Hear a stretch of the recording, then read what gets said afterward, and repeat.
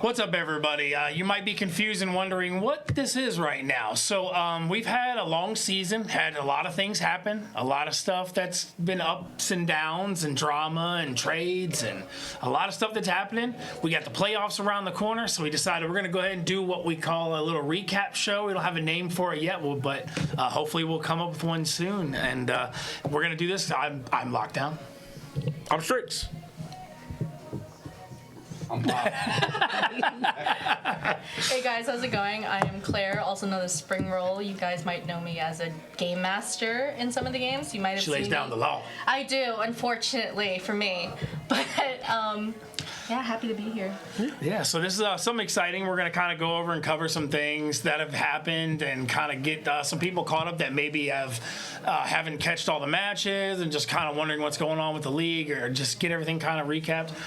So the seasons, obviously, we had 4 new expansion teams this season. This guy knows especially. Yeah. And so does Pop Candle as part of one of the other teams. We got the leader of the Bucks over here. You already know best expansion team.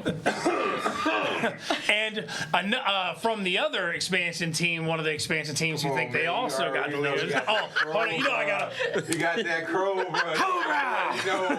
Come on, man. I do that. Got to hit that Santino Morella every time. Got you. Yeah, so we got Bucks representative, Cobra representative, so that's cool.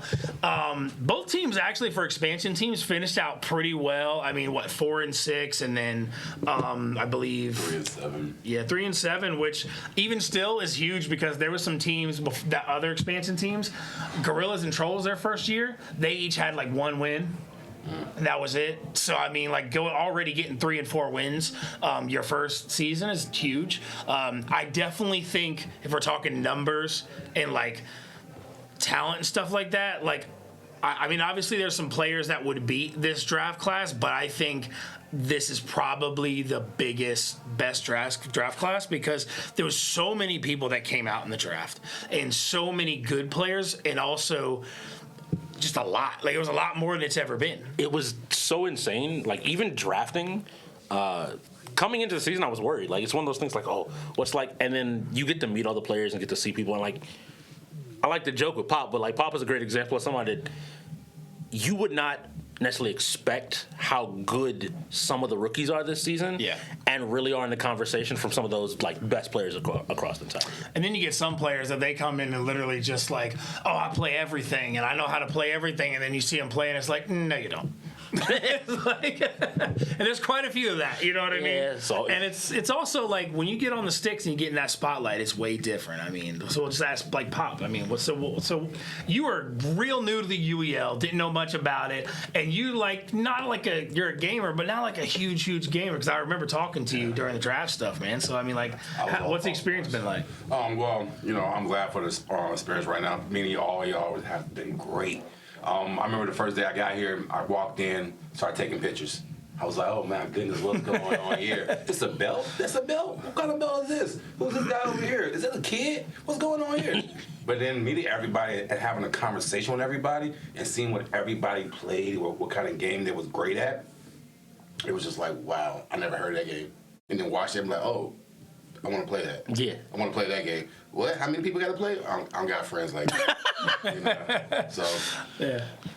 And then you got a lot of people that don't know, because she's usually behind the camera, but in front of the camera. Claire does a lot of production stuff as well as game master.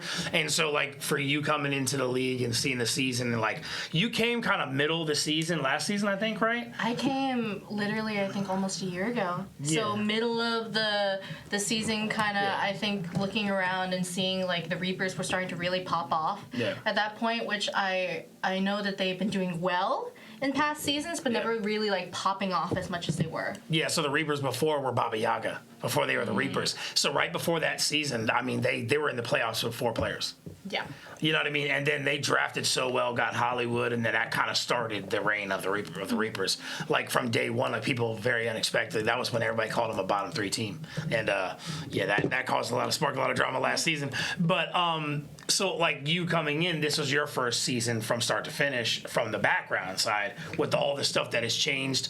The building's changed a lot. A lot of production has changed. I mean, we've had a lot of things that have improved and gotten a lot better. A lot of we had a location change, obviously, like a long time ago. We've already covered that, but like this season, our biggest season yet, and we also first season up to 100,000. That number Which is is still crazy. insane. It's such a weird, like, to sit down and be in this some building and just be like, we're playing for $100,000. Some people need to be reminded of that. Because, like, you got some people that are like, I don't care. Yeah, I'm just playing some games. I'm like, I'm not on my bed. I'm not at my house. I'm here, like you said, with the lights and everything. It's such a different experience. But I think it's so great to really just watch it, like coming to a full season, like coming into it, like seeing expansion teams come on. Because when you think about it from like sports and stuff like that, you know, you see like people coming into the draft and stuff like that, but never really like a brand new team. Yeah, when it comes Really to getting major into sports, you usually don't get a new team, and when it's usually a revamp or a remodel, you know, like Washington. So we're probably gonna have another one. Yikes. Speaking of which, Lions ranked like #1 right now, man. Your Lions lighting it up, bro. Yeah, you know. But so that's what's wild too is it's 4 new teams. We had 2 new teams at one time, which is Trolls and Gorillas, and then past before that it was like 1 team or so. But like having 4 teams start at one season, you know, that is so challenging and hard for anything to do. And seeing how well it turned out is mind blowing when you really think about it. Especially when you see like second to last game of the year, you had the Bucks versus Eclipse. Eclipse 9-0, Bucks 4-5. Nobody thought it would be close. I was kind of helping the Bucks, and even I in the first spin was like, I want them to win, but you know, I was like, it's not happening. But then seeing how well they performed, I think it was like 9-11, and it literally came down to the last 2 games, which were kind of like a forfeit because of an error. But it was basically like 2 of like Eclipse's like best games. It was kind of like unfortunate how it ended, but like it shows right there the progress of an expansion team coming into the league, starting with all new players. And the Bucks and Cobras were both 2 teams had no previous league players, all rookies. You had 2 all rookies teams get 3 wins and 4 wins out of a 10-game season coming right off the bat. And like you're thinking, 3 or 4, that sucks, blah blah blah. Like that's hard to do in this league. And I do want to give roses where it's due. The Cobras did also beat the Bots, an established team in the league. This is not absolutely. I don't want it to be taken like a playoff team lost to an expansion team. Yeah. And just like you said, like no one is expecting that. Everybody was kind of like, okay, well, you know, the Cobras, they got good leadership, they got good players. But can they really? And you know, Pop was there firsthand to know. You get your games, you play your game plan, and you take it. So you had so basically Eclipse went undefeated all year, 10-0. And then coming down to the last week, we had the Ghosts and Reapers both at 8-1. I believe the Ghosts' only loss was Eclipse. I thought it was to Reapers. Eclipse and the Reapers now. Yeah, so the very first game of the season, the Ghosts did manage to beat the Reapers. For the first time. That's right, they did. It was the first time beating them. And then right, yeah. the head-to-head of the undefeated teams between Ghost and Eclipse, Eclipse won that. And that's what solidified them as kind of like that clear first seed. But what that meant was, at the end of the season, that last game that you're talking about, that was a $7,000 match. Whoever took that got first in the conference and walked away with $7K. Yeah, and that's something too. Eclipse. If you watch previous seasons but haven't watched this season, you're like, who the heck is Eclipse? So Karma went through a rebrand during the season and became Eclipse, which is also unexpected. You know, they changed the logo, changed the name, and you know, you would think with a team like you would expect them to just be the same old kind of thing or whatever. But after losing last season, we saw a change and kind of a shift in Eclipse. They were always the top dog, but that was like the first time they ever got really like challenged. Yeah. So when they lost, you saw like the first match that they had in the season, they lost. And I remember like seeing like a shift in Eclipse, like just from what we see, because they do a lot of their stuff in their own little practice environment.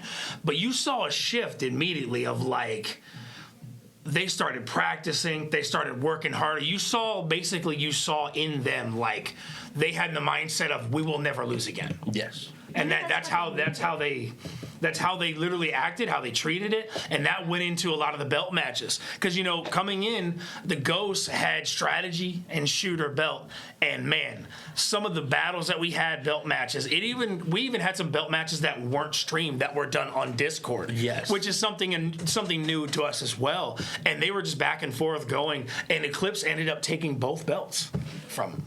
Right? I mean, I think the strategy. You hit it on the head. I think the Reapers, well, again, we should say defending champs, coming into the playoffs as the first seed from the North. They gave the wake up call. You get comfortable sometimes. Mm-hmm. And Eclipse was like, look, we won 4 times. We're going to do the 5 times. We're going to be done with it. And I even think going into that game, if I remember, most people still had Eclipse winning it. Like, okay, the Reapers are good. The Reapers are doing well. But Eclipse is Eclipse. Yeah, absolutely. And so it's amazing to now look at it to see, like, they came into the season, and every single game I feel like they were trying different things. They were improving. Like, it feels like with the expansion teams, what you added, like everybody decided to try to level up their gameplay. Nobody was just comfortable with where they were anymore, and kind of once again wanted to show out. And we're also playing for 100. That keeps coming back up. 100K, seeing 100K, I think also kind of it's like, okay, let me go get my money. Well, I mean, you gotta think about this too, right? Have you ever been a new kid in school? Yeah. Right, new kid get the attention for that first week. And after that first week, if they like you, you know what I'm saying, you hang out. If they don't, you know what I'm saying, you get pushed to the side. So being an expansion team coming in here, right? Like the first game that we played, we won our first game. You know what I'm saying? We was up here. And then after that, we start, being low. That was a close game. You know what I'm saying? Start losing, and then it was like, all right, what do we have to do? Like, for us, like we're playing for the 100K. We're playing for 100K. Some people got sick. Some people couldn't make it. But you got to realize you're paying for 100K. This is not play money. This is not Monopoly. You know what I'm saying? You're trying to win. So all these people that just seeing that up their game, like you said, every game, and you see that they're talking, they're talking more crap to you. Like you said, the lights in your face up here, you're not at home, you're not in your bed, you know what I'm saying? Now you look man cave or whatever, you know what I'm saying? Guess what? You got people in your ear. You know what I'm saying? You got people in your face. You know what I'm saying? You got people up here tomorrow, you suck, and then you fold. Guess what? Or, my bad, hold on, hit the pause button. Yeah, that is, and so in pop news, this guy came in as like a big 2K player, and he was like, yeah, I got 2K, I'm handling, and you quickly saw your knowledge. And one of the things, like, so since I was helping out with the Bucks and drafting and stuff, one of the things we talked about you was like, you know what, he doesn't have a lot of like overall game experience with all the different games, but we noticed like you had kind of a good leadership quality in you that were like, this guy could like be a good coach and be a good leader for the players. And we saw in 2K, you were like ready to go, and then you paused and had to put the controller down. But I believe your team still won. Yes. With 3 people. 3 to 4, 3 to 4. Because he had to put the controller down, but you're able to coach and help the team and keep them going and still managed to pull it out. And that also kind of showed a lot of like, you know what I mean? Like it showed you had a quality besides just playing. And that's one of those things that a lot of players come in and you don't really know what you're going into. So after going through that, like, got a little bit of a rivalry between the Bucks and Cobras. Not like mean or anything like that. It's very good spirited, Big but brother, like, little brother. but it was It's basically definitely sibling energy because we're always trading shots back. Who's the big brother? I am. We won the first. I'm just saying we won the first meeting. I don't care. You want to load up some Wreckfest? We can run some Wreckfest right now. I'm big brother. You little brother. You might have one game up on us, but it's always next season. And that's. It's always next season. We'll see. That's all I'm gonna say. That's all I said. Next season. Next season, okay. So, I mean, what else we got to happen this season? So, we had the Trolls, who basically went from like 0 to 1 wins than the previous season. Managed to get on a hot streak. They had a new general manager come in, and he really, Jesse, came in as a new general manager for the Trolls. They also had Titus come in, do a little practice with them and stuff like Pizza Man? and Pizza. We got to see Pizza Man, pop off a little bit, and you saw them as like a not an expansion team, like an older team that was still in a building phase. Like Gorillas were doing pretty well, and they were kind of the Trolls' rival, but like the Trolls were still behind. and they were struggling to find an identity and kind of find where they're going to go. And I think they have one now with Cordy and Bosif, the dynamic duo, as I call them. But I think they kind of have like an established thing. They finally started winning some games, like showing they have something. So, and also you had a new owner recently And that for new the kid Trolls. energy. Yeah, they are the Los Angeles Trolls He now. came in and said they're going to be the New York Yankees. I'm like, okay, let's see. So we had a lot of things that happened. You also had some expansion teams that kind of struggled from day one with the Wolves. I mean that's kind of, but admittedly, that's kind of how we expect it to go. Yeah. Usually with an expansion team, it's hard to step in with and try to make things work. And they had some little bit of some drama and some things with some players that are no longer in the league. And so they went through some struggles. I think That's this something- season really highlighted the people that are dedicated and willing to go and do the distance, do what they got to do in order to reach that 100K. Even if you know you're not going to make it, still trying to create the stepping stones for next season and the season after that to make sure you get to the top 3, even the top number 1, and then the people that aren't willing to do that, and the people that put other things ahead of that, which is fine because life is life, but at the same time you see it in the gameplay, in the attendance, in the willingness to be here and do stuff. I think this season especially highlighted which teams specifically are willing to do it. And that's something, and that touches on a good point, which will bring us to our next section, the trades. This season has had more trades and more moves than any season we've had here. The amount of trades and things that have happened, even the Ravens, who is, from outside looking in, I always thought the Ravens were a good team, but they would always struggle or they wouldn't win when it counted. They were missing something. And I felt like a lot of it from outside opinion was, I feel like they're good friends and everything, but they need to move past the friend stuff and go into what we have to make some moves to try to win. And finally this season, they traded Watt, they traded OGL, they traded TLG. They traded so many of their core players. Mr. Buckets, who they only had one season, they traded. Dingus. They traded a lot of their players away. And basically brought a lot of rookies in and had almost a whole new team minus Herb and Wanku. Yeah. Everybody else was a whole new team. Polo retired. And Ravens basically became a new team. And then through the course of the season, with trades and stuff, now we have another new team in the Ravens, and this team's in the playoffs. And honestly, a title contender with... First of all, they traded for a top 5 player in the league in Chicken Tech. Yes. Which, regardless of how you want to cut anything, the idea that a top 5 player moved from their team, which the Ghosts were doing very well, to another division, completely different conference, and then they managed to get cutters. Yeah. Can we? So when that trade happened, though, what was they at? They was at the bottom. The right? Ghost? Yeah. The Ghost were in second place. So when Chicken Head got traded, right? What was the record when he got to the team? They were still at that point 8-1. So 81. You're saying the Ravens when he got the Ravens were even with us. I think that was the interesting part of it. Coming from the conference he came to, it was us, the Gorillas, the Ravens, and the Trolls were kind of in this deadlock of any of us could take those last 2. They also traded Playoff away spots. Poe as well. So would you say that trade boost them? Yes. I will tell you from personal experience, I went from being this game, I really feel confident about us in this game to we're going to have to work our butts off because they leveled up as a team from just to your point, there's a place where camaraderie is important in any team. You gotta love your teammates. But at the same time, there are people in this league, top 5 player, look at any league anywhere. If a top 5 player moves to a team, that new environment can mean a lot to just. So would you say Chicken Tech was the Dame Leonard trade?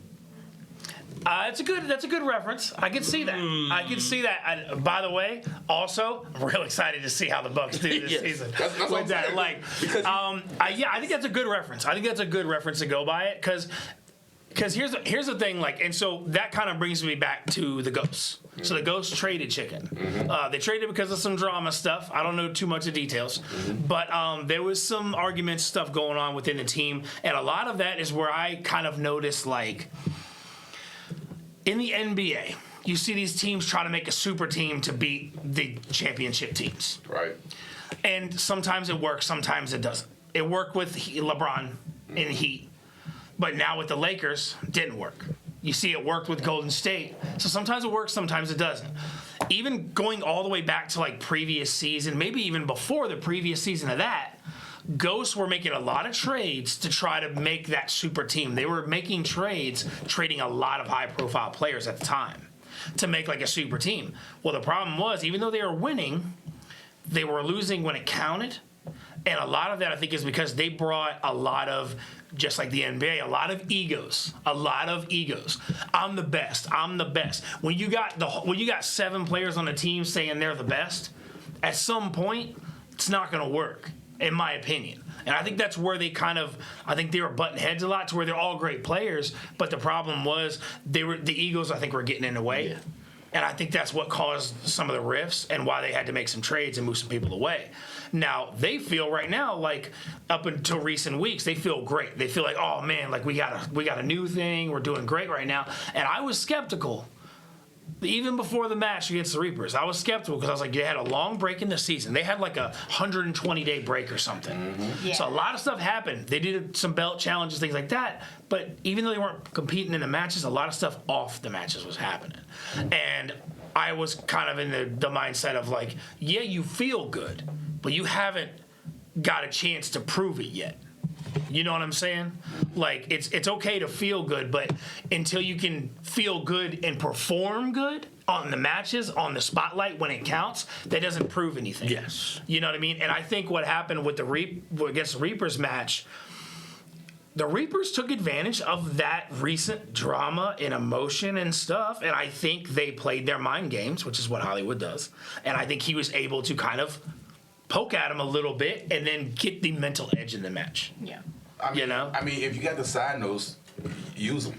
Exactly. Absolutely. Yeah. You know, it's like, I'm not gonna say, but if little brother over here and we're over here about to play a team they already played, you think I'm not gonna ask him? Yeah. Hey, how can I beat this team that you just beat? Yes. Yeah. Can I get your notes? Hey, can we get some practice? You know what I'm saying? So, that's a huge thing too, because you got to think there's been a lot of trades and a lot of people moved around. TLG moved around a couple times. Jekyll towards the end of the season moved around like 3-4 times. And honestly, I'm gonna cover this more later, but I totally understand it and I get it. We had some other things go on. The Gorillas. Huge trades. I mean, there was a lot of trades throughout the season, but a lot of them are low profile, so I want to talk mainly about the big trades.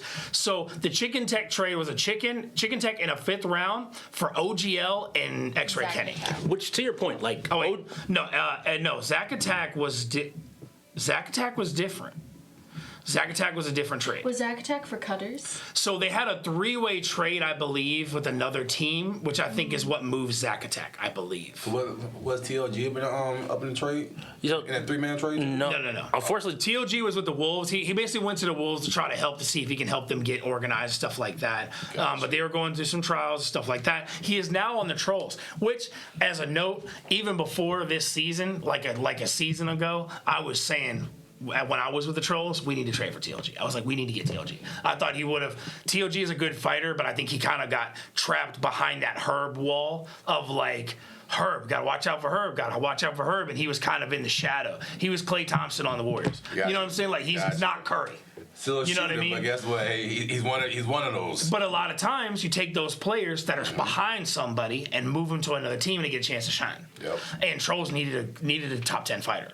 Oh, no, I think that was... You can argue he's not top 10, but that's not what I'm talking about. I'm talking about they needed a top 10 fighter. They got a top 10 fighter. Now they can build off of that. Yes. So that was another trade that happened recently. Top 10 fighter in competition. Yeah. Oh, he's in the actual ranking, he is ranked 3rd in fighters, which, regardless of what you say, he's been here for season after season. And guess what? You have to. Part of being a good fighter in this league is being able to beat TLG. You have to be able to get over that hurdle to handle that. Listen, There's a fighter scale. There's a fighter tier list, just like in the games. There's a fighter tier list. And it's also a big thing to argue and let everybody know. If you go to the top tier of that fighter tier list, Herb and Chicken Tech are both in that top tier, and now they're on the same team. Yes. So that is a big thing. The Ravens' movement, like in the second half of the season, has been insane. And to your point, like, I think at the start of this season, if I said to you, lockdown, the Ravens are going to trade OGL.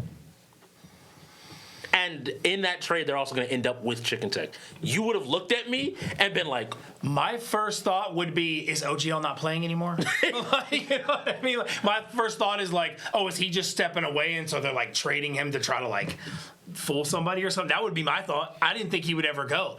Like, I thought they needed to make moves, but he was one of the moves I thought that they were not going to make. You know what I mean? And he was like the first one they made almost. yes. And going towards playoffs, I think that's the big thing for me is the Ravens are still a young team in the sense of they haven't really had this huge chance to gel. Since the trades, they played the Bucks. And while It's the same thing as the Ghosts. You haven't had a chance to see if it actually is working. And yeah, so like during our game, there was plenty of stuff where you could see, all right, how does this ship move together?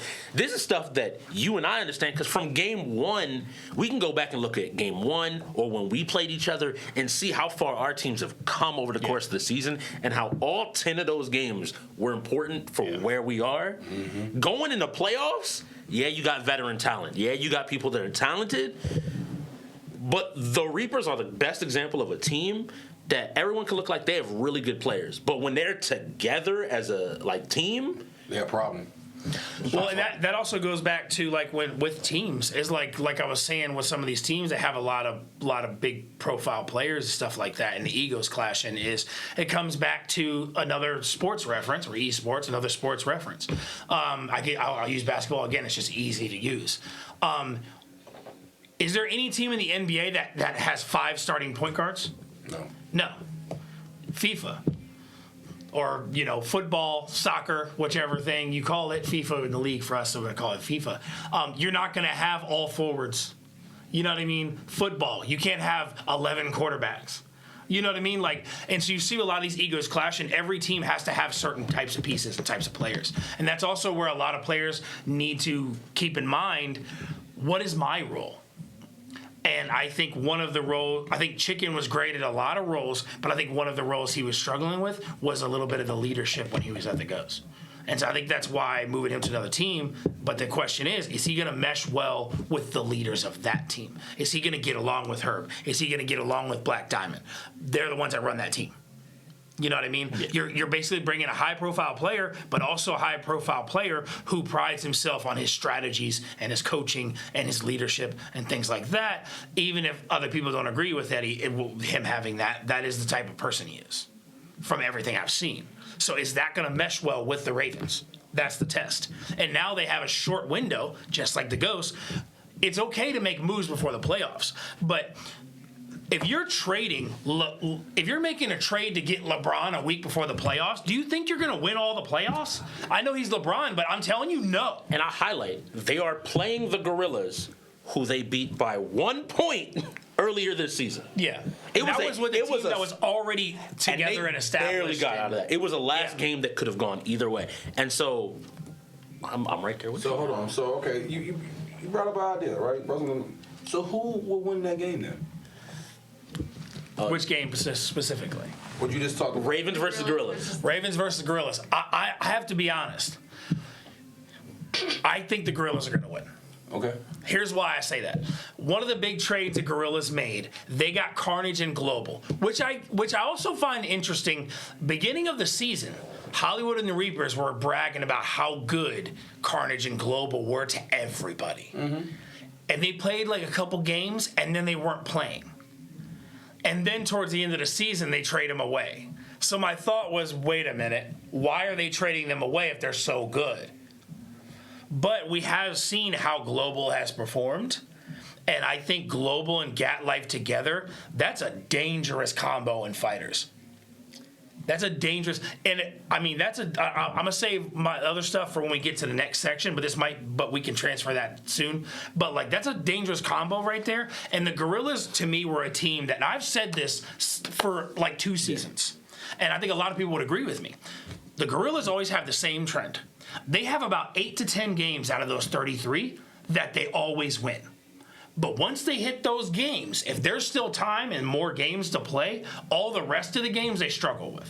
So every match, you don't see them get 18 wins, 20 wins. You see them get around 8, 9, 10, 11. They win their games, and then when it comes to the rest, they struggle. Shooters, they struggle. Like some of the sports, they struggle. Strategy, they struggle with some of them. Like even through the changes they had, they always had like a set kind of amount of games that they would win. So maybe bringing in Carnage and Global adds another fighter. Although they had Jekyll, I don't agree with trading him away because I think Jekyll is amazing. Which I'll also cover some of that later. And I don't want to skip ahead here, you know. But like Carnage, I don't know much about Carnage, but maybe he's gonna help in the shooter thing. So it is a little strange, but I think maybe adding some different elements to the team might help them tip the scale past those 8 or 9, 10 games that they can win. But I could be wrong. Ain't Global a rookie? Yes. Oh, okay. Yeah. That's Global and Carnage are both rookies. So, okay. So I mean, if I'm in the Reaper's position and I'm looking at the playoffs, right? And I'm looking at we gotta have a stronger front or a stronger back end. My rookies gotta go. No offense. You know what I'm saying? No offense, because I mean they're gonna have more opportunity to go out here and go make a name for themselves. I'm gonna go ahead and get somebody that's established or get something in return for their long run. So that's touched on it. I disagree with you on that game and saying I have to give it to the Ravens. Not because I don't think the Gorillas are good. I think it is a bad matchup I for think the Ravens are the better team. I just think the Gorillas have a bad matchup, and the Gorillas have. They instinctually want to beat people by their Ravens hands. still have cutters. We have a recent trade, but that is not until after. But I'm saying the Gorillas like to beat people with their hands most of all. I'm better than you at this fighting game. Cool, I'm gonna beat you. That's I'm better than you at this shooter. Yeah. And when you run into the fact that, like you said already, you got to get through Herb, Chicken Tech, and Cutters in Street Fighter. And Watt is back, so Watt is also good at Tekken, DBZ. Like he's not a top 10 fighter, but he can hold his own against. To our rookie class, him has been performing well as well. He's had a sweep in Street Fighter in his rookie season. He hasn't played every match, but the matches that he's been in, he has really impressed. And so it's one of those things that I think if the Gorillas just come into this like, oh, we're the better team, they will ultimately run into the wall of like, you're dealing with experienced and straight up skill. Yeah. You have to beat us. You can't just be like, okay, oh, well, it's an expansion team. They made a few mistakes. Let's capitalize. Because I don't think the Ravens are coming into this year with anything less than we're winning. Yeah. That is their mentality, and I think they're going to be grinding for that to prove that point. I see from like, I see some other things in the league. The bots, Dingus, Punch, and Mordecai have been friends like for a long time and wanted to be on the same team with each other. And on top of that, you got Silver and Scant, and now they have their cousin, Mr. Buckets. So the bots essentially, they've been quiet because they've only used their main team 3 times with all of them. But like the bots kind of built their super team, and they're just kind of quietly sitting there, like not showing a lot. They've had some matches they've lost, but I also think it's interesting. Look at their lineup: Billy, La Bamba, Scants, Mordecai, Dingus, Punch, Buckets, and then they also have Silver. And they also, I'm gonna keep bringing up the rookie because I just love the rookie class here. Yeah. Some of their rookies they also brought in have also performed, and I don't want people to sleep. Like that's my sleeper pick for playoffs. For everybody being like, who's gonna win? I'm like, not enough people are paying attention to the bots. I think they're being quiet on purpose. Being able to actually just come in and be like, nah, this is our year. When the last time the bots played? 2 weeks ago, I think 2 or 3 weeks ago, they Against the played Bandits. The Bandits, and the Bandits they won like almost 10-7. Yeah, and But that's what I'm saying. Like they've been I feel like they've been quiet on purpose. Like I feel like maybe they've been quiet and then they're gonna go in the playoffs and start stunting people because fighters, they're a real challenge. Strategy, with adding those pieces, they're literally they're like impossible to beat a strategy now. They already had Billy and like StarCraft.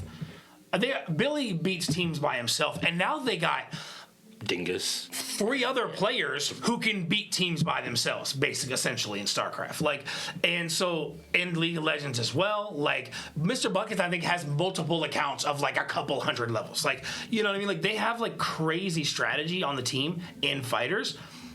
Their sports is weak. That's not a secret. Everybody sees that. Yeah. Shooters, they're still pretty good. But I think they can be beat by some teams. But they're kind of quietly like being a force. They've just been quiet during the season. I think they're just kind of like, as long as we make the playoffs, we're good. We don't really care.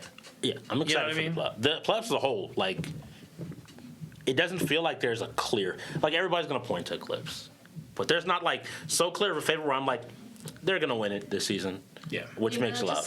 Just to segue off, I think people are sleeping on the Bandits. I think the Bandits, after the flood, they kicked it into overdrive. Yeah. Like they've got some players too. Yeah, even though they lost, yeah. Like you could see the difference between before and after the flood. Magna Sam and Boar especially kicked their leadership into overdrive. Mad Genius showing off with like his Dragon Ball fightings. One of their recent matches, they didn't have Boar or Magna Sam available, which is such a shame because like you watched that match and it was like, oh man, if they were there, like they really could have. Yeah. You know, they've really done well. They've acquired they've kind of been the team that Rex is the kind of the guy that like any established players that are on the trading block, it's like I'll take him.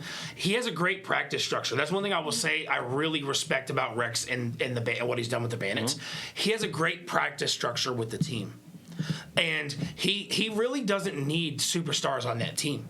He just has a good structure and a good team aspect element with those players, and they're all young. So that kind of tells you, like, 2-3 seasons from now, the Bandits might be a real force. Mm-hmm. Yeah. We even saw recently with the Bucks match, Mad Genius played for the Bucks, and he was awesome. He crushed it. Literally, the conversation of that was like, I don't know how it's gonna be coming in like to a team. Yeah. And it worked. Like it wasn't. That's the thing that really I'm a big. You don't know who's gonna work with who. Yes, and that's why we're getting ahead of ourselves. But next season, I need people to pay attention to see because I think season 8. Some of the top tier teams might find themselves struggling in that middle of the pack, and some new teams are going to jump out to the lead. I don't see the same record as this year. It's going to be for next year. No, because I think it's going to change. Because the thing about, like you said, the expansion teams, some of the teams were missing. People were not there. People couldn't show up. People, had other jobs, whatever. You know what I'm saying? So, and I'm not gonna lie, like the All-Star game is coming up. Some people want to play in that. Some people playing other stuff. Like some people ain't gonna play until next season. Yeah. With their team, so I don't think there's going to be any more undefeated teams next season. I don't think that's happening. Well, I'm gonna say to Karma, Clips, wherever y'all want to call yourself next year, y'all have a target on y'all head next year. Mm-hmm. Every year, Reaper, whoever goes, listen, people coming after y'all. So I hope y'all, whatever y'all do this season, be ready for next season because guess what? It ain't gonna be sweet next season. So I think we should transfer now over. Oh, do you have something else to say? I was gonna say I think that it's disappointing that the Reapers didn't play Eclipse. Yeah, I would have. Yeah, that kind of is. That sucks. They didn't really play because that would have been cool to see that matchup. But a lot of people think that that's gonna be the finals again. So we'll see. But I think it's a good time to transition over. So another big topic of what I wanted to cover today, and I don't want to take too much time, but I really want to talk about this. There's a lot of players. Every year we have an award show. Next week we have our award show. And we have a lot of players that step above the others or step out in certain categories. And I know some of them. I know you guys may know some of them as well. I want to talk about, these aren't official nominations, but I want to talk about players who we see that have stood out above others. So maybe since I'll go by the order of what he show here, fighters. First thing I would say, there's multiple that I have my opinion on of who I think should be fighter of the year, rookie fighter of the year, stuff like that. I think most improved fighter is definitely Jekyll. Oh, I don't. Are we talking I'm about rookies or people that have been Everybody. in the league? Yeah. Everybody. So This season. in the most improved Specifically this category, I'm willing to go out on a limb and say that Jekyll honestly is a top, at worst, top 15. I would argue top 10 fighter in the league now. Yeah. And can perform He across multiple showed games. it. Yes. Against the Ghosts. Yes. He showed it. Too many people continue to sleep on Jekyll. Like, oh, Jekyll's Jekyll. I'm like, no. Give Jekyll his roses. Yeah. I think the trade really highlighted like how vital Jekyll is to any team. Yes. Yeah. It shows that he can adapt. It shows he improves. He's wanting to improve, and he can follow leadership, but he can also be a leader, and that's what teams need right now. It's also cool to see too because there was a lot of people that when he came into league, it wasn't like there was a lot of people that were like, man, I think Jekyll's gonna be really good. I remember like him starting with Axel. Mm-hmm. And I was playing the game with him and he was using Axel. And he was literally just like throwing the chain. He was like using a lot of basic tech. And then watching him play Axel like a week or two ago was like a whole new world of like combinations that he was doing. And I think that's just one game alone, showing the drastic improvement that he's had in fighters. The other fighter I would like to highlight, who I think is definitely in the talks for rookie fighter of the year, Gatlife. I think his record speaks for it. As a fighter, I can't say anything. Like he is, whether you are a veteran fighter in this league or a new fighter, Gatlife is not the person you want to be sitting across from. Like he has beaten Pip-Boy in Street Fighter. He has swept teams. Like, all right, cool. You might beat him in a fighter. Yeah. But you're not beating him in the he can fighter. Play, unlike some fighters, he can play every single fighter on the wheel pretty much. And like you said, he goes in there. And as a rookie, you don't really know too much about it. I remember even at the combine, like he sat down. And this guy had no arcade stick or nothing. He sees a stick and he's like, "Hey, can I use your stick?" And he just grabs the stick. And we're watching the combine, so we're like evaluating players. And we see the guy just grab the stick, and we're like, "Oh, this isn't gonna end well." Because usually when people use a stick, your first reaction is, if you don't know how to use a stick, you're not gonna be able to use it. This guy sits down and is beating everybody. And it was like, what is happening? Same thing with Global in the combine. It was the same thing. It was like, whoa, like you could see the talent in the fighters right off the bat. And then they just show up. The one drawback, though, about Gatlife, he struggles in every other category. But he's such a good fighter that his value speaks for itself. And I know you probably got something to say, but I'm going to bring it up for him. I think the other rookie fighter you have to put in that category is Mr. Number 1 pick? The number one overall pick. He also, because this should be understood, in y'all's win against the bots, everybody was like, okay, y'all get one. No, I think y'all won 4 of 5 fighters. Yeah, that's huge. That's huge against the bots, too. And, like, it's one of those situations where I think LA has performed, I think, early in the season. He had the same issue with a lot of the rookies, but once, the Cobras got together, leadership did a great job of setting him up and giving him a chance, like, hey, like, work on your fighting. He improved in shooters, sports, strategy. He improved in all 3 of those categories. To where you say, I think Gat has some weaknesses in other categories. LA, on the other hand, like, I might say racist. He's more of an older, like, overall better player on the wheel. But if they face each other one-on-one, I think Gatlife takes him in fighters. Except for maybe Street Fighter. Make that happen next season. Make that. Except for maybe Street Fighter. No, that would be a fun Street Fighter match. That also needs to transition as well. Is we haven't seen like no challenges for the fighter belt. I want to see these rookies making these fighter challenges because I know everybody's focused on the 100K, but after that's over, we need these guys going for this fighter belt because we have so much new talent, and I see 30 fighters that I think could potentially win that belt. I can tell you that there are a lot of fighters in this league. Mm-hmm. A lot, especially the rookie fighters. They have egos in the right way. They all want to. They've been considerate of their teams. Like, okay, I still need to play the games I need to play. Do what I need to do. I give the example, and I'll be first person I can. Reaper's Ghost played. I got home that night. LA was like, "Yo, run the wheel, right now. We playing fighters right now." Right. When I tell you, every one of us wants to sit down and be like, "Yo, nah, y'all been too comfortable up there. Yeah. Y'all been holding on to the belt." And I think that's not just fighters, sports. So another fighter as well, who's another rookie, who is somebody, I think he's a rookie this season, who also, like, I don't know if this is fully updated, but has really, like, progressed. Dev Syndicate from the Gross. Yeah. Yes. Not a lot of playtime, but I think the people that know. The record says he's 11-1 in fighters, but I know that can't be accurate because I'm pretty sure he lost more than one fighter. It might not be, and this past week, so it might not be fully updated yet, but he might have lost, but I think his team still may have pulled out the dub, which is the big thing. But yeah, as a fighter, the best fighting game match probably this year, I would call people back to Ravens versus Ghosts. This is also when KIC flew into town, and so we had Herb, KIC, OGL. we need Dev, to see more KIC. Chicken Tech. He's very good. We need to see more of him.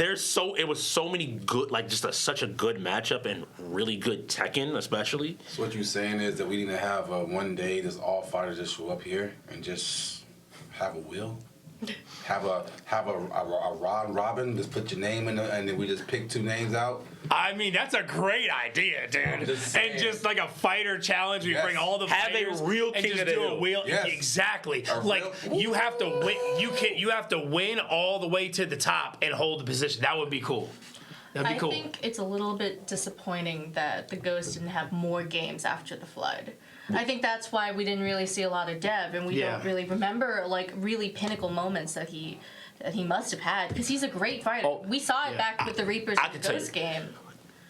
Go back to that Ravens Ghost game. I was about to say the I'm Ravens just saying, Ghost. he hit TLG with a combo and the Ravens went forfeit. Get me out. I'm done. I'm done. Game over. When you can do that, there's something special just to watch them be like, yeah, he did that. Nope, get me out. This is not even worth. Not going to even do round two. I would like to highlight Magda Sam, because I think he's gotten a lot better at Tekken, a lot better that we're not talking about. Yeah, but he's not like fighter of the year. No, he's not fighter of the year, but we still got to look at most improved. I would say in most improved category, Sam He's gotten so much better. was catching some bodies, and I'm just saying the Gorillas thought that that was going to be an easy matchup, and Yeah.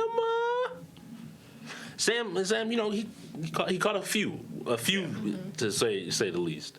But yeah, I think I've been happy the rookie fighter class especially is really good. Yeah. And just the fighting level of the league has gone up so Yeah, significantly. Global's also really good, but he didn't have as many matches as like Gat Life, so we didn't get to see the full pedigree of him. If I'm trying to think of any other fighters, I mean, like we have some established fighters besides the rookies that have done well, but a lot of it, to be honest, the rookies are the ones that have been standing out. The regular league fighters, I actually have not been too impressed.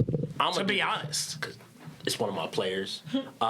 At the start of this season, Havoc to Your Face picked up fighting games. Oh yeah, he's improved a lot. And the way that there are people that have played in this league, they're like, okay, cool. I have not gotten to play fighters because most of them are like, hey, Havoc, go ahead. And he just sweeps teams. So I think let's transfer over now. This one's going to be a hard one, so I don't know if we maybe just skip this one, shooters, because I don't see any real players standing out to me in shooters. It's mostly teams.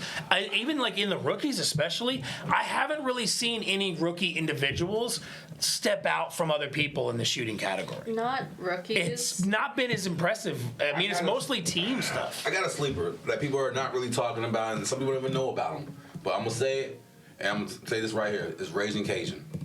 Raising Cajun. He was way better than I expected him to be. Raising Cajun. If you haven't played with him or never did any, get a game with him, because his communication, his strategy, his way of knowing how to move through the buildings, and his accuracy is there. Like when I played with him on the first day of the combine, I didn't know he would be my teammate. I didn't know who he was. Yeah. He told me that he didn't know how to play sports. Guess what? We started talking, and then he said, "Hey, I'm good at shooting." And watching him get better and better each game. Listen, people, I will put him up there. I'm not saying he's top 15 or anything like that, but I'm gonna say top 30 as a shooter. I think another good fighter in your team that kind of came out of nowhere was Hogeki. He's still moving up. He's still like mid tier, like mid to low. But I think he's definitely getting pretty good. He also is good at strategy, shooter stuff like that. I know. No, see, that's that sibling thing where we both sit up here. We like some of them scrim games. You learn real quick that he just hasn't got enough games in for people to see. Because I'm telling you, he's something else. Like watching him in LA go back and forth in practice sometimes. I'd be like, so I come back in an hour. Well, with the Bucks, when we played, like when the Bucks played y'all early, that was not expected. We were kind of like we didn't know he was going to be good like that. It was kind of way unexpected. I think he beat Strix in multiple of Strix's games. It was like, what is happening? Yeah. It was pretty wild. He carries his own little joystick, man. Like anybody got their own little arcade stick, man. I'm not messing with you. I'm trying to think who else shooter, because you said it, shooters in the rookies category. I'm trying to think of. I mean, obviously you have the OG shooters, but like.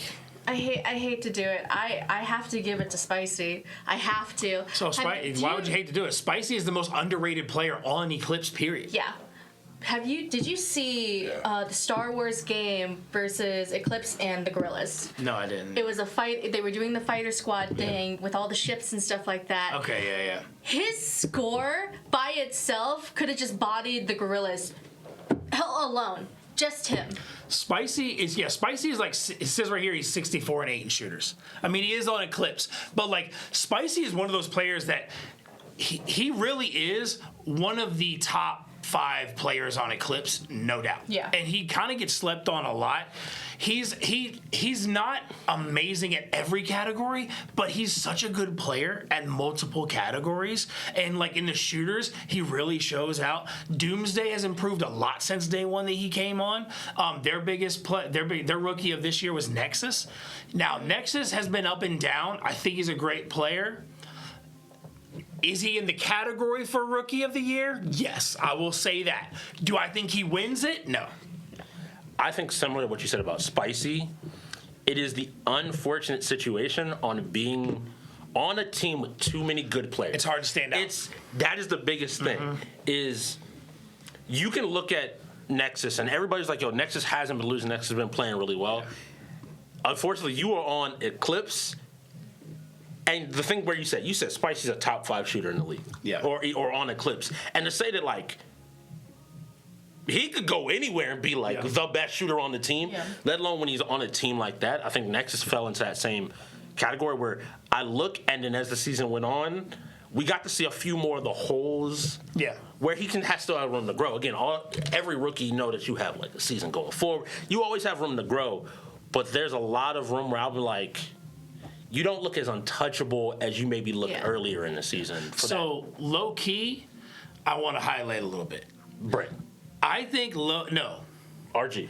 MBG low key RG. Okay. He's been on the Ghost, and there's been a lot of stuff going on. But if you watch all of the shooter matches, low key shines every single shooter. And there's been a lot of drama around things, and some people don't want to recognize the talent. But his record speaks for itself. I mean, he's literally 29-9. But I've played, with the Bucks, we scrimmaged against Ghost many times. He's a great shooter. He really is, and he's good at every single shooter on the category, plus sports. And I think if we're trying to talk individual shooter talents, the only person that, ironically, is in his category individually is probably Cutters. But do you think low-key shines because the other ghosts aren't as good as him as shooters? No, I mean, like, they're good as a team, but, like, you'll see in the shooters, him and Cutters, for the whole season with the Ghosts, were literally above everybody else, unless, like, Killer was in for, like, a certain game, or XM was in for Valorant. XM, amazing Valorant player, but he kind of stepped away to stick with Valorant. Yeah. But, obviously, Jury's great, but guess what? Jury hasn't really been here all season. So if you're talking about individuals, Eclipse is great as a team, but you can't pick somebody out of Eclipse to get an award for shooters when they play all together. You get what I'm saying? So if you have to choose somebody that steps out, the only other person that really steps out as an individual would probably be, if I had to choose people that would step out, in my head, QWERTY, obviously, I know he's my nephew, but I mean, he's been like one of the top 10 shooters in the league for the entire history of the league. I mean, he just always didn't have a supporting cast. Yeah. You know what I mean? I think the other thing about this season is so many of the shooters this season are really team based. Like there's not a lot of shooters on the wheel this season that you can 1v5 a whole game. I know you got like Star Wars and stuff. It's so weird. hard because I'm sitting there and I'm looking. I'm like, okay, like you have you mentioned XM, astounding. Like he had a great performance in Valorant, got an ace. He shows his skill there. Yeah. But for the most part, like I'm looking at it, I'm like. No, that team is good at Valorant. That team is good at Siege. Yeah. That team, and even like their top tier players, I'm like, it doesn't feel the same as like just that talent. That's just I can't stop you. That's why I shooters put is 3 a people in hard front one. of you, and you're just gonna win that fight yourself. Unless somebody has anything else on shooters, like we move on, because that's why I say shooters is such a hard one to pick. I'm excited to see who ends up in the up for the award. So I have a very strong opinion about the sports category, but it is based on stats. Okay. Here's the stats, right? What do you think the win percentage is of QWERTY in sports? 72. That sounds like a good number because I know the trolls are good at sports. 69. Nice. What do you think BOCEAF's win percentage in sports is? 58. I would say 69. The two of them, I feel like 71. they're in. Listen, literally, I don't know how the last couple of weeks, but a couple of weeks ago, literally, like I think QWERTY was like 11-1, and BOCEAF was like 10-2, like or something like some crazy numbers like that. Like they've literally the only sport they've struggled with was FIFA. Every other sport they've dominated entire teams in NHL and 2K. And I know I don't want to keep harping on it because he is my nephew, but I've seen him since day one in the league, and I've seen his progression. And when you have two players like them two who are beating entire teams that are good at 2K, entire teams that are good at NHL, you know, he's literally like, them two have beaten basically anybody in sports that is a challenge. So I think both of them should be nominees for sports. I think sports of the year. I can't argue with that. The two of them in sports are truly a problem. Yeah. Like I want to sit down. Like you have the numbers, but even watching them play sports, the two of them, they have people like they sit down. They just like. I just hate when I see them come up. I like. And that's a sports player for you. Like you be like, all right, cool. Like you. Oh yeah, when he played the Cobras, I thought it was gonna be real competitive. No offense, but they blew him out. The way I looked at it was, I was not expecting. it was one of the first times we're talking with the Cobras. They felt like they made a mistake, and that was in like picking players, and that one mistake cost them huge. We already knew it because off the rip, we had a game plan, right?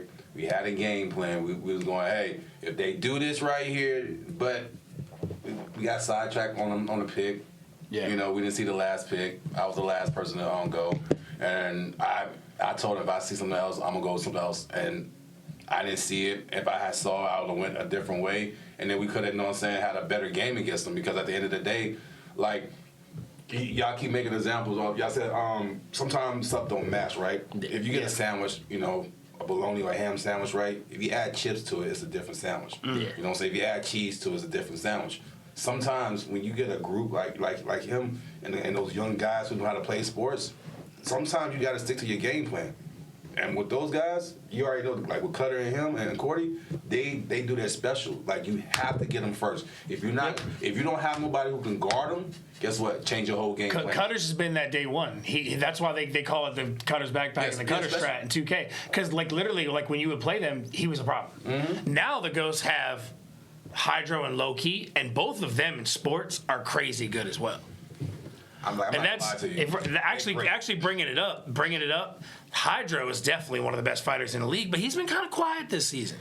Like he's still been good, but like I think it's just been so long that the gap that we're kind of overlooking that because Hydro also as like the non-rookies probably in that fighter of the year category. From the first game of the year where he had that clutch against the Reapers, again, like it's one of those weird things. I think we remember the highs. Yeah. Right? The highest highs. And Hydro as a player, to me, is like, I know what I'm going to get in the best way possible. Like, he's going to come in, do his job, and then be like, all right, cool, on to... Yeah, he has highs, and then he has average. He has no lows. I can't see it sound like, man. I think the only reason he didn't pop off last game was because of the amount of time it took to get back into a game for the Ghosts. Yeah. I think if he had a game maybe before the Reapers or something like that where he really got to like play in a game setting, because it's so different when you go for practice or scrimmages or anything like that to like an actual like in building game. Yeah. If they had a game before the Reapers, I think they could have won. And you know, he's also here. Pop, very good in sports. Another person I think he really needs to get. I think this person technically could be candidates for Rookie of the Year because I think he does great in multiple categories. I think sports is one of his. Would be DeBubbles. Bubbles another incredible pick. Well, now when you get to Rookie Sports Players of the Year, I think that's there's names that are out there. They have good. I think we've seen like Low-Key Brent perform pretty well in sports. Yeah. I could list multiple Cobras that have performed well in sports. Yeah. Reapers. Juki. Really well in sports. Yeah, Global, one of those small things with Global was as well when he was on the Reapers doing well in sports. The Cat sports numbers are actually crazy. It's one of those things that like, until you see the stats sometimes, you don't really realize like, oh wow, how many games have we won? Huh. Yeah.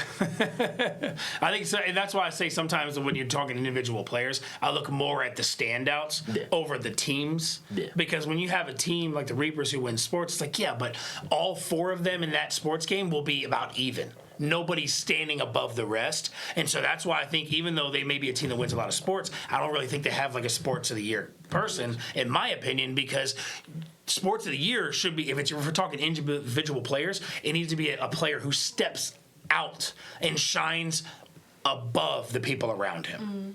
You know what I mean? Which is why I think teams like, just like in shooters with the Clips, you can't pull somebody out of the group.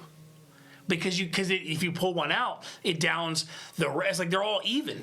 Yeah. So you can't really pull somebody out of the group. So on Eclipse, I think that he's had some struggles other places late in the season, but Nexus has been consistently strong in sports throughout the entire, especially UFC. I think like he has shown himself to be one of the strongest UFC players in the league currently, with only a handful of people you might not want to play. So again, I think he should be in the conversation for his sports performances across the season because he definitely is and going to continue to be a problem in sports. LA also got really good at sports too. I'm trying to think of who else. Ravens. Ravens. Herb has been a fighter player for as long as we've known, but the work he's put in to sports, he's a legit problem in sports now. Like he's actually a problem in sports. NHL, like 2K, FIFA, like he's actually a problem in sports now. And a lot of people are going to sleep on him in sports because they think, oh, fighter. They're going to sleep on him and he's going to step out. Not to mention the Ravens as a whole. They're as a sports team, they're amazing. Yes. They're a great sports team. And I think there's some stuff that I guess continuing like down that though, I'm looking kind of as well at the Rookie Sports Player of the Year. I'm using some of the eye test because I think coming from an expansion team, our numbers will look worse in the sense of Pop's numbers look worse because he had to play the Ghost and the Reapers twice. Yeah. And both are incredibly strong sports teams. Yeah. But I think, again, I want to say it, players like Pop, players like Deuce. Yeah. Both of them, I think, for Rookie Sports Players League should be in the conversation easily. Yeah. They are, like, once again, it became a category that where there are so few players. You mentioned QWERTY and Bosif. But the idea that these other sports rookies have come in, and I think every sports team has been put on notice of like, hey, I can't just come in and like take them lightly. I can't just think I'm gonna win that immediately. Yeah. No, I get it, and that makes sense. Like, if we're switching over to racers, Havoc. Yeah, I'm going to say, I want Havoc to get it. Yeah, Havoc definitely needs to be recognized for the racers. I do think, if I really talk about anybody standing out overall, Havoc, Hollywood, Chicken. Jury hasn't been around much, so I don't think he's actually in the category this year. Yeah. I think it comes down to, if we're talking overall the whole league, I think it comes down to Hollywood, man. I think the numbers speak for Hollywood.